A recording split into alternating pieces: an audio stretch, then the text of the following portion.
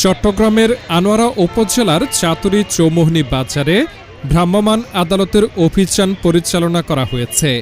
আপনার মালামাল যদি থাকে সেগুলো আপনি ওই ভেতরে করেন অথবা দোকান শিফট করে আপনার যদি অন্য কোথাও করা। মঙ্গলবার 23 ডিসেম্বর বিকেলে চাতুরী চৌমুহনী বাজারের এই অভিযান চালানো হয়। অভিযানকালে বিভিন্ন অনিয়মের দায়ে 4টি মামলায় মোট 12,000 টাকা জরিমানা আদায় করা হয়।